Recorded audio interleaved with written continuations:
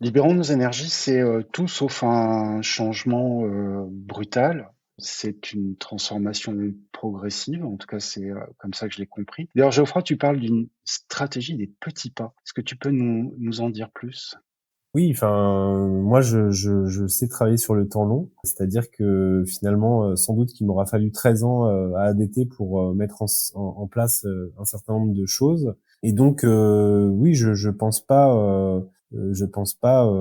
que la révolution, ou en tout cas le fait de passer du blanc au noir dans un fonctionnement, dans une organisation, soit la bonne méthode. Qui plus est dans un secteur où ça ne s'arrête jamais. On intervient 365 jours sur 365. On ne ferme jamais pour travaux.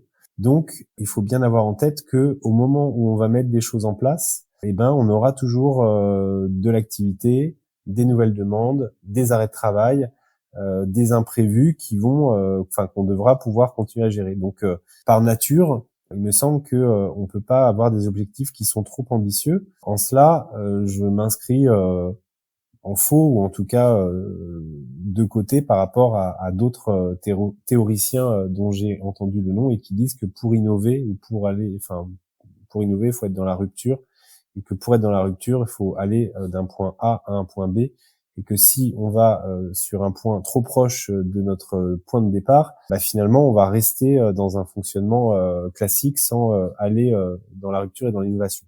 Il se trouve que ça marche. Alors sans doute ça nécessite quand même plus d'énergie, plus de pédagogie, plus de communication. C'est-à-dire que aujourd'hui, dans Libérons nos énergies, il y a des choses qui fonctionnent, mais voilà, si on les a pas répondu, si on les a pas répétées 100 fois, on les a pas dites. Voilà, donc Libérons nos énergies, c'est passé par une présentation du projet à l'ensemble des équipes, donc 20 réunions de proximité pour présenter Libérons nos énergies.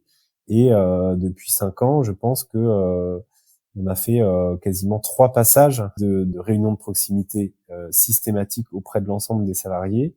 Donc la première fois pour présenter, la deuxième fois pour dire voilà, enfin regarder ce qui peut se mettre en place, et puis la troisième fois pour reprendre tout ce qui relève de Libérons nos énergies, le pointer comme une avancée, enfin un effet de Libérons nos énergies, et de pouvoir se dire qu'on doit le systématiser, ou en tout cas on doit encore aller plus loin.